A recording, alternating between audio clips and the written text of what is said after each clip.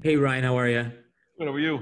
Hey, good. I just was asking a couple of the quarterback, Justin and Corey Dennis earlier about this, but how do you think your system and the success of a guy like Dwayne and Justin, how he projects to the draft, impacts how quarterbacks look at coming to Ohio State now? Because there hadn't been a lot of first round guys before Dwayne, and now you're positioned obviously to have back to back high level guys.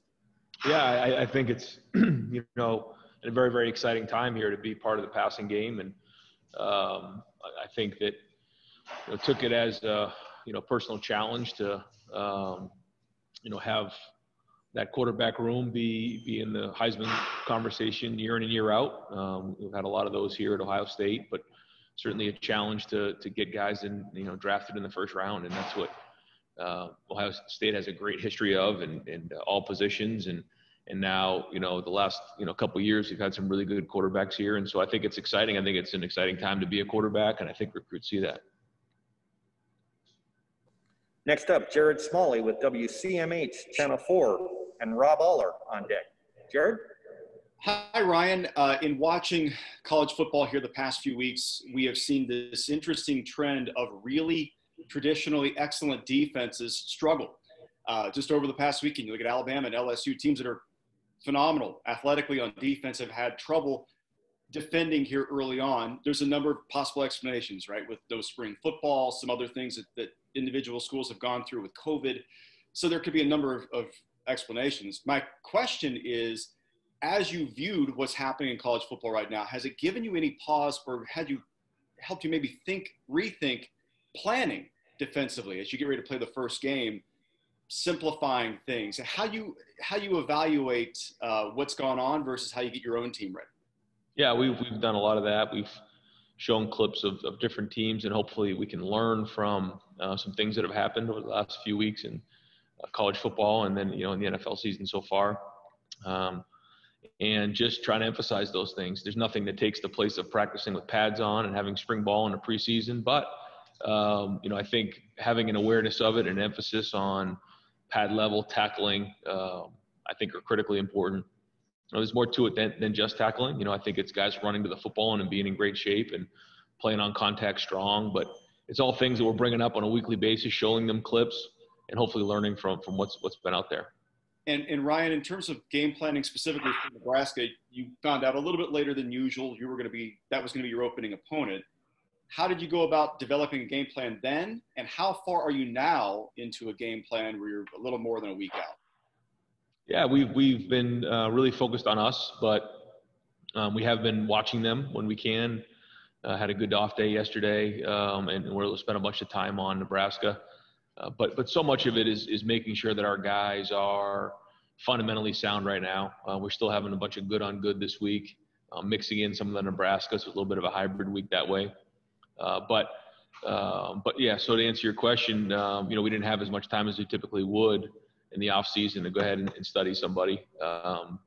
But it's more than you would for a normal opponent late in the season. So I think we'll be in good shape there. The biggest thing is taking care of the football, tackling, pad level, penalties, and playing a clean game.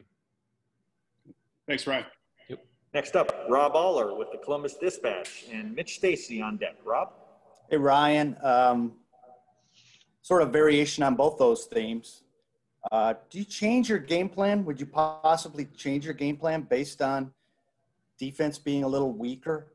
Maybe what you've watched nationally so far, or do you do what you do and not worry about it? No, we do what we do, and we feel strong about our defense. We feel strong about our scheme, and the coaches on that side of the ball got a lot of experience. We have great leadership there, and we know that we have good players there because they've done it before. There's a good experience there, especially at the linebacker level. Coop's back. You got Sean Wade, so there's a lot of experience to draw upon. There are some young guys back there, and that's something that you stay up late at night, worrying what that's going to look like, but. You can't change what you do. I mean, you just have to make sure that the guys are ready to play fast and make sure they're fresh and prepared, because a lot of it, conditioning too is important, and making sure that they're ready to go in the fourth quarter. Another part of that is making sure we have enough depth so that we can play several guys at different positions. So all those things play into playing good defense. And, on offense, we got to do a good job as well. We can't put them into a short field. there's been a lot of turnovers in college football, and turnovers in special teams. There's punt blocks. There's different things going on, and to give them a short field is not good. So we'll do everything we can to make sure that we're helping on our side, and we got to do a great job with tackling and wrapping up. I see a lot of that going on right now. So all those conversations are being had, and the focus continues. Is it possible that the delayed start, there's a silver lining to allowing you to get your defense maybe a little more up to snuff with tackling? I don't know. Yeah, I don't know. I mean, I think that it's given us something to learn from. I think it's something that we can hopefully identify what's going on in college football right now and look to get out in front of it. But I'm sure there's a lot of coaches out there that are saying the same thing nationwide. It's not like there's not great coaches out there that are saying we need to do a good job with tackling, pad level, and running the ball. So, what is it that's going on? It's something that we all have to work through and identify, and hopefully we can do that. Next up, Mitch Stacy with the Associated Press and Colin Hass-Hill on deck. Mitch? Hi, Ryan.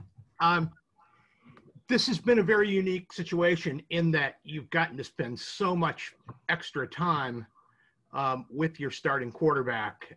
He talked a little bit about, your sessions during the weekdays, during the off time. And I just wonder, how much better do you feel like the kid and like what makes him tick?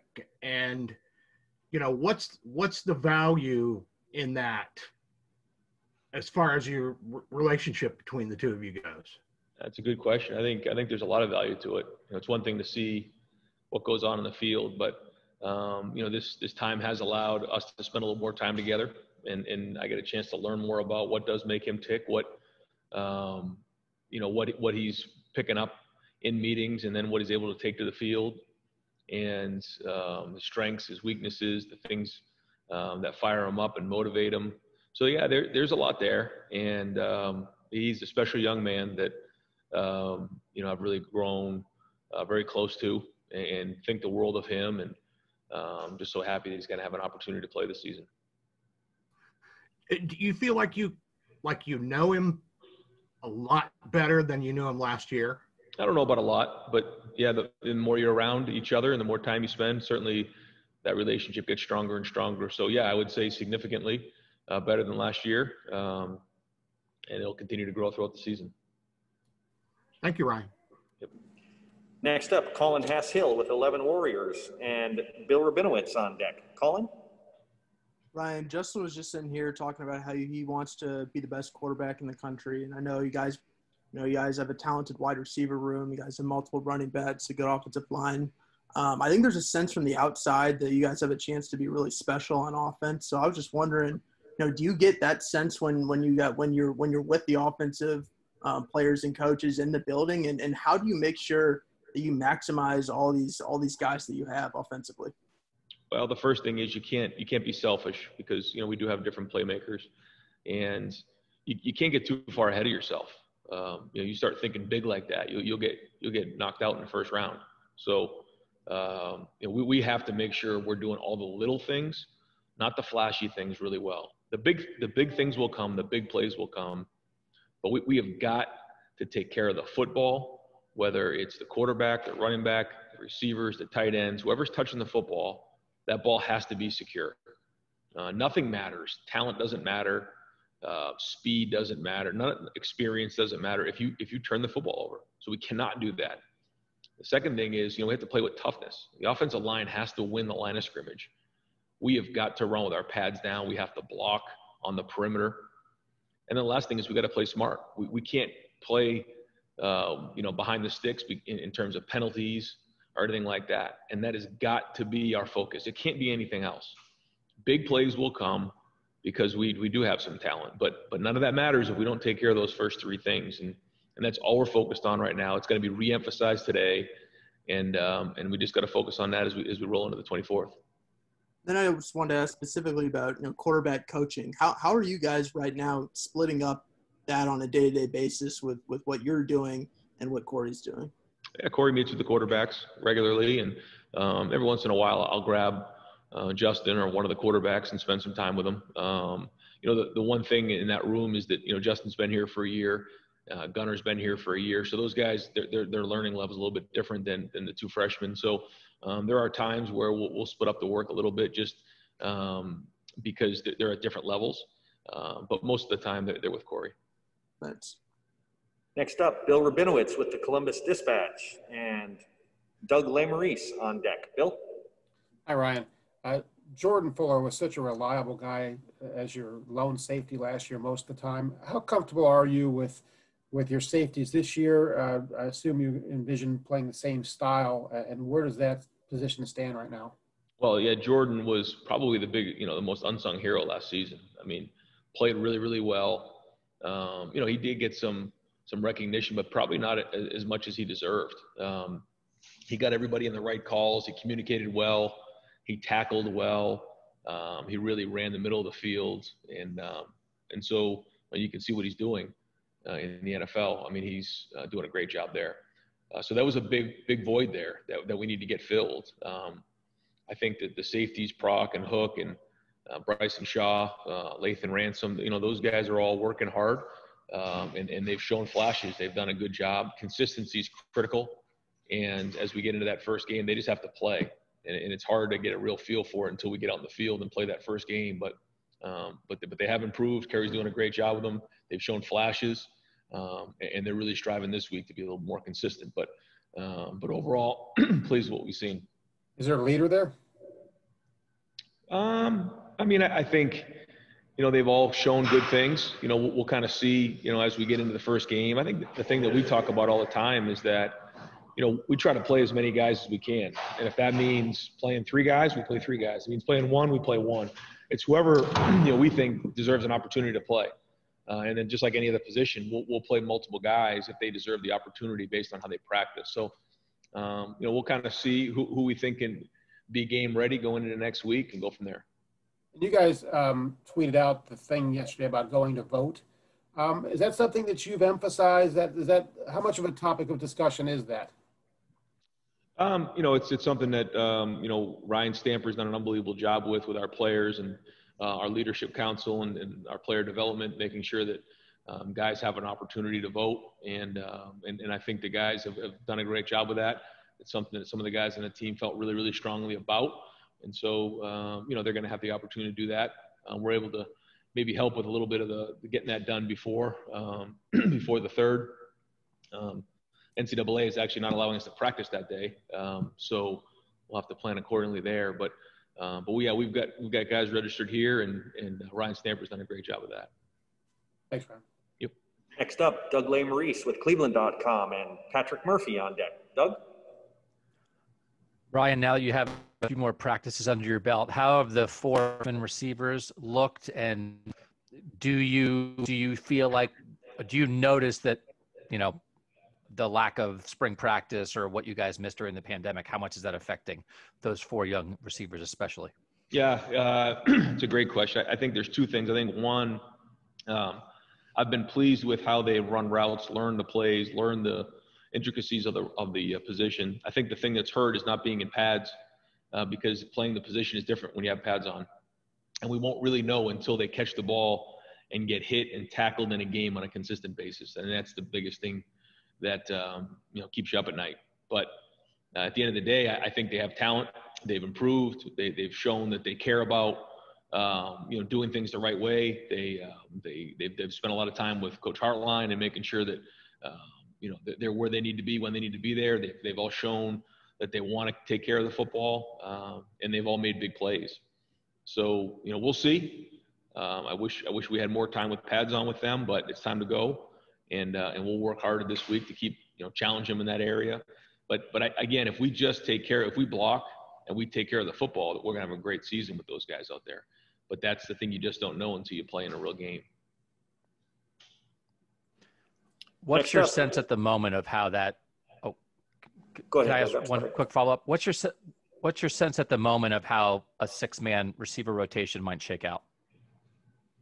Yeah, no, that's typically been the numbers that we've used. We also, have multiple tight ends that we feel comfortable using as well. So, the combination of having 6 receivers and then multiple tight ends, I think is the right recipe for us. And you think you feel comfortable, at least some of those freshman receivers could be in that 6? Yeah, absolutely. And also multiple running backs in the game at the same time is something that we've spent some time on and looked at. So that's the good news is we have some different options, which is great. But we plan on playing some young guys for sure. Next up, Patrick Murphy with 24/7 Sports and Jeremy Birmingham on deck. Patrick? Right. Ryan, you were asked earlier about the time spent between you and Corey with the quarterbacks. I'm curious, given, you want to have Justin up to speed, but you do have these 2 young freshmen that at some point will need to step in, whether that's after this year, in 2 years, whatever. How much time do you guys devote to getting those guys ready? And, Corey mentioned that the guys have to be able to step in at any moment. You never know what's going to happen. How prepared are these guys, and how much time are you focusing on them when you have 2 other guys in that room as well?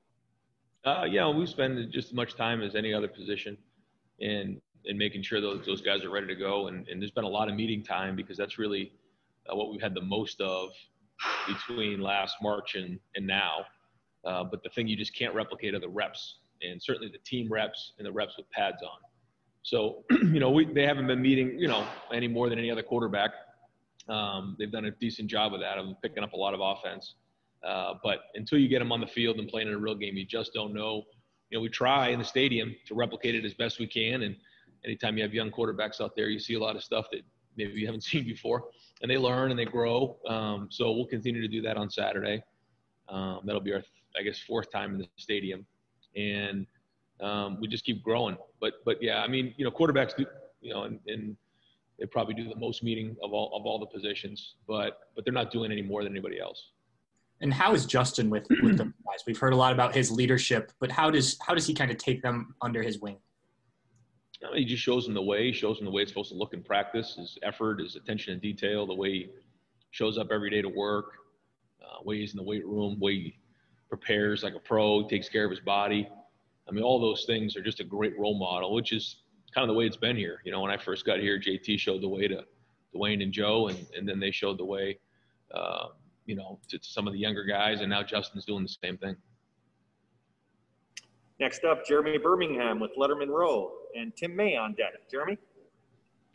Ryan, with so many recruits around the country kind of clamoring for the dead period to end, from my vantage point, it doesn't seem like it would actually be a positive for you guys, because there seems like there's more risk than you would maybe gain if it was ended.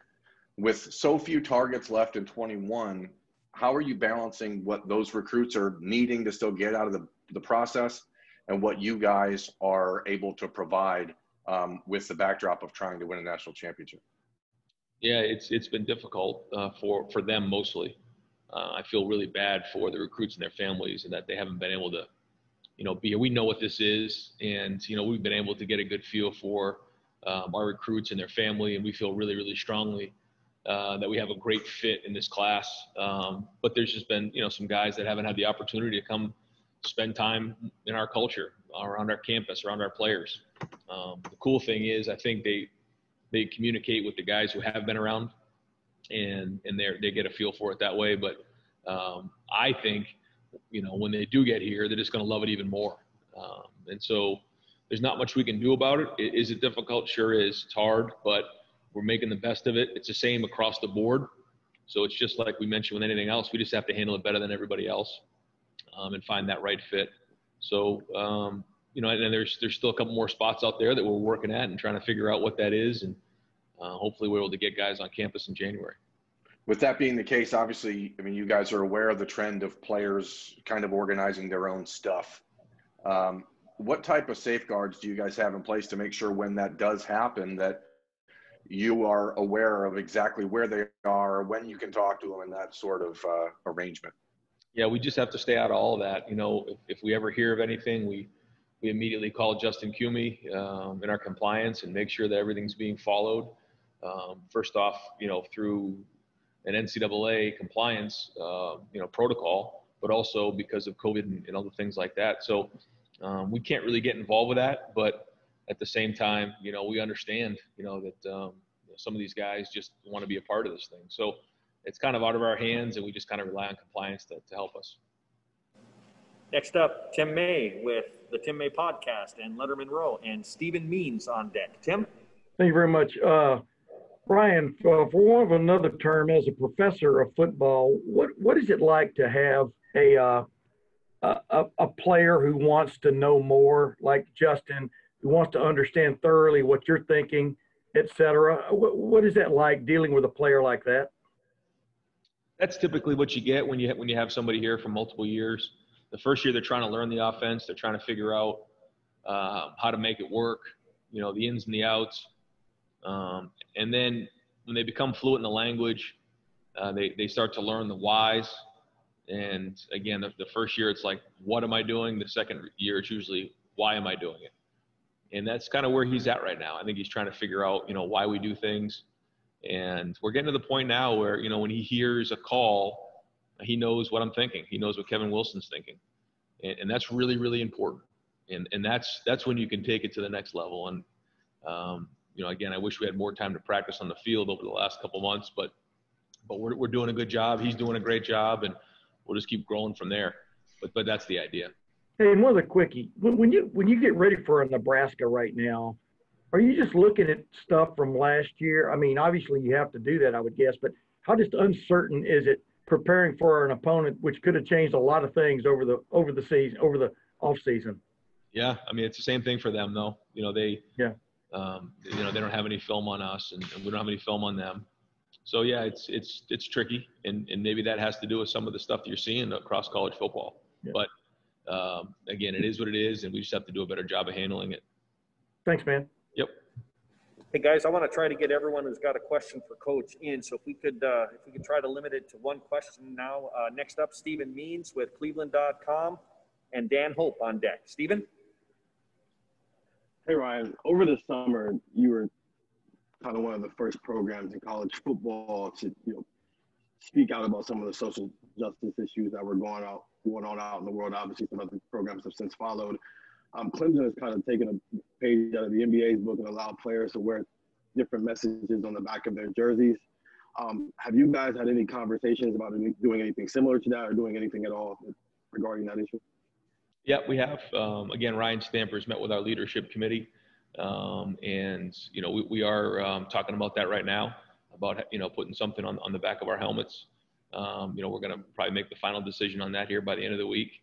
But I'm really proud of our players, and this is something that they've led from the inside out, something they feel strong about. And I think, like I've said from the beginning, it's the job of the coaches and the head coach to advocate for the players and their voices. And I think that's been clear, going back all the way to the beginning of this thing, that we believe in that here.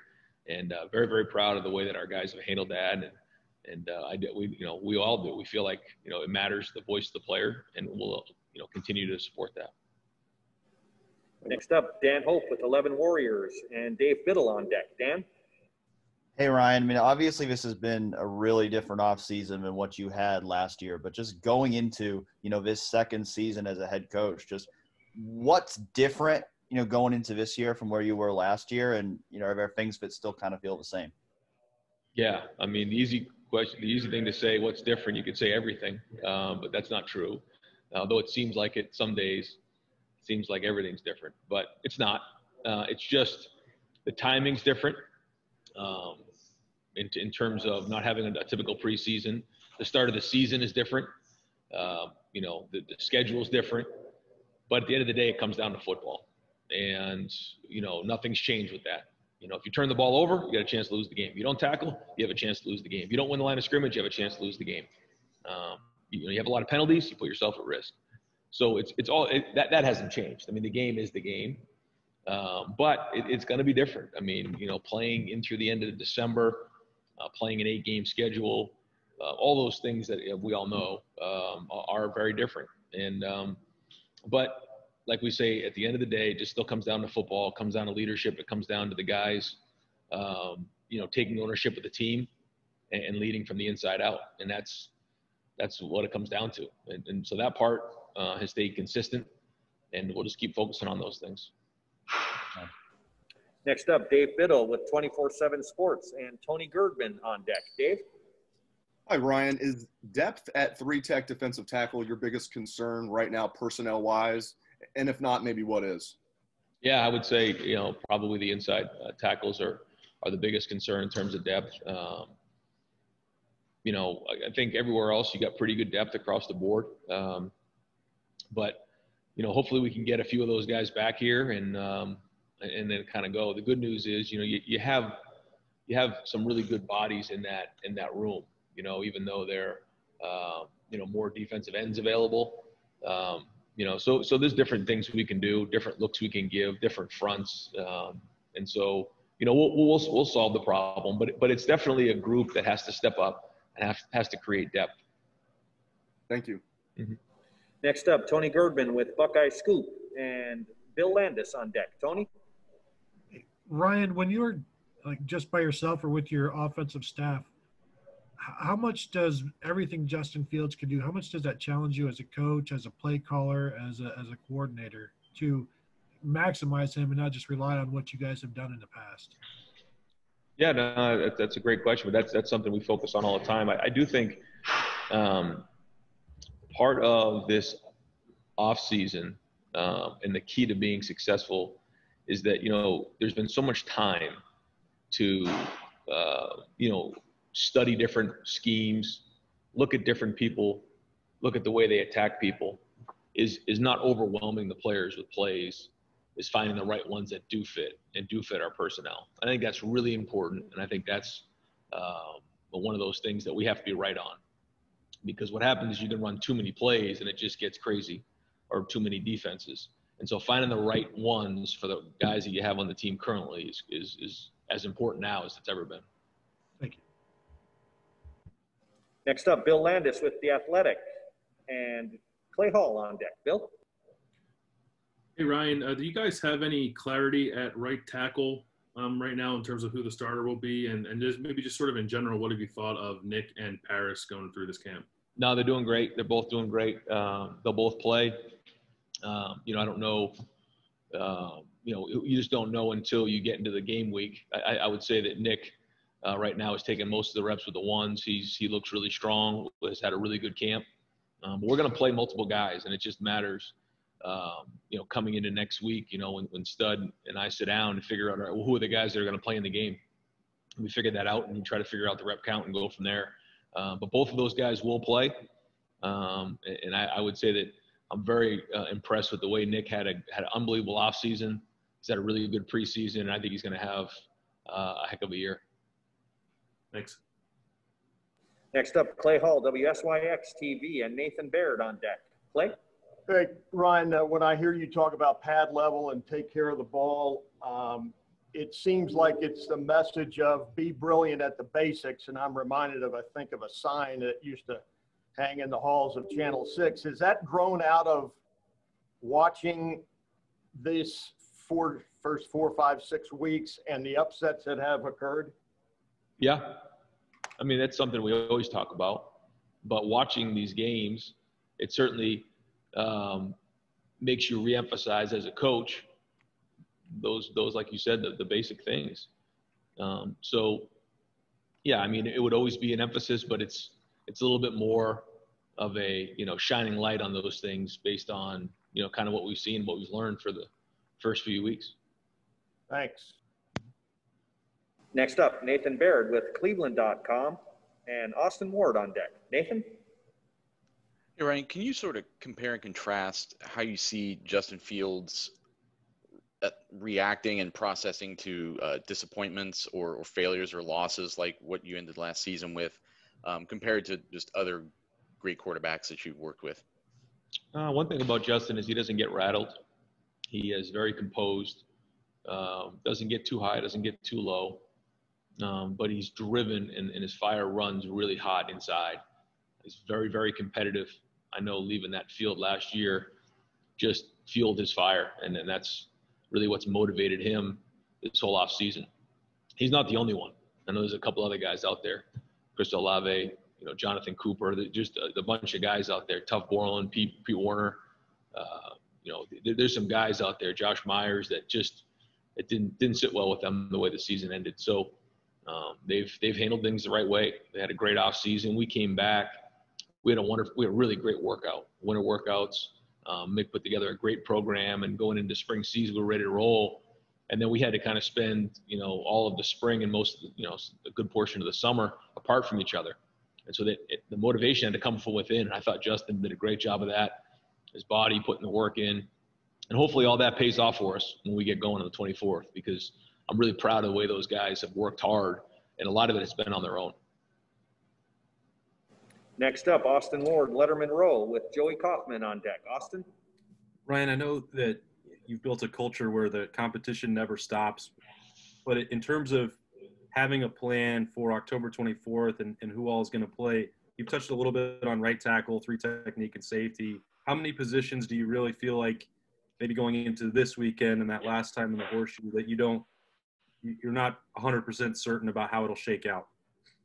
I don't really have a number, but the thing that I just always talk about is, we're going to play depth at every position.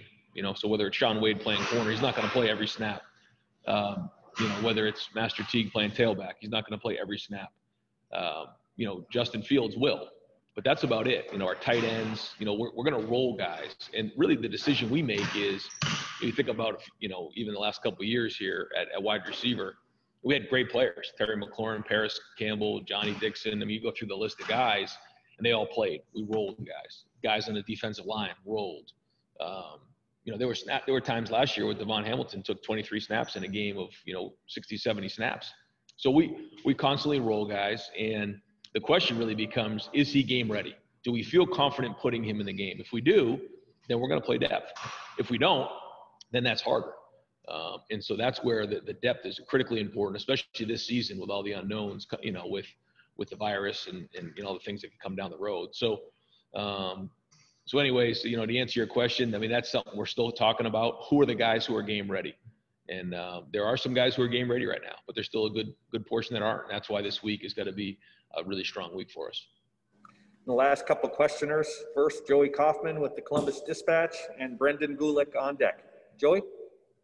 Ryan, what has it been like to just watch other college football games on Saturdays? Has it felt like having 6 bye weeks? Are you eager to play, antsy? Just emotionally, what has it been like to just be watching other games on TV? Most of it's been torture. I mean, just not being able to play in games and watching these games has been really hard.